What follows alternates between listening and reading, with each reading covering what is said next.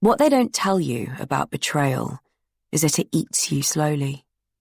Long after the raised voices and slammed doors, after the tears, if there are any, it makes a home where your good feelings live and begins to gnaw at fond memories, trust, intimacy, and gnaws until you're full of holes, nothing left untouched but paranoia and the distinct sense of having loved a stranger. Paranoia and loneliness are what I'm left clinging to as my husband cries in the room next door. I think about banging on the wall, telling him to quieten down. There is still music and laughter vibrating up through the floorboards from the party downstairs, but I'm worried that people will hear him. I've already been humiliated enough. I don't need our guests to hear our marriage going to shit too. A hollow wail pierces the room, and my hands curl into tight fists.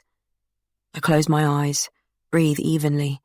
I'm not sure how or why he's the one in pieces, when it's him who's destroyed our relationship. But here we are. Once I would have gone and furled myself around him, made myself soft, pliable, a petal around a wasp. That might be how my mother raised me, but I've long since grown tired of watching women like her try to sweep dust from men's eyes, while they have planks in their own, planks the men usually put there. Downstairs, someone changes the track to ABBA's Dancing Queen. A dull pain begins to throb through my thumb, and I realise that the kitchen knife is still gripped in my hand. The fleshy tip is pressing into the blunt edge of the steel above the handle. I will myself to let the knife go. For a moment, it feels like I can't. I won't.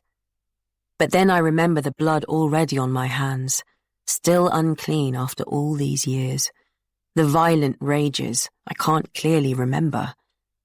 And with the ghost of that darkness haunting me anew, I tuck the knife beneath the crisp, cold underside of the pillow on the guest bed. I can't let that white, hot rage loose. Not again.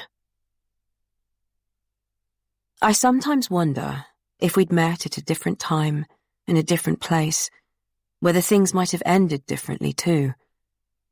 I don't think there was ever really the possibility of a happy ending. So much stood between us, so much history, so much blood, that the way things have worked out is sort of fitting. Despite that, I really do think it's a shame that things have turned out this way. I did love you, I think. Perhaps. I would have certainly given you almost anything you'd have asked of me. I guess, though, when the chips were down, what you wanted was something I just couldn't give. I'm sorry for everything I've done. I'm sorry for what I've put you through. But now, after everything, I think we both have to agree that what we have between us needs to come to an end. As much as we've been at odds, I don't believe you'd fight me on that. As much as we've been at odds, I think you'd agree that only one of us can come out of this marriage alive.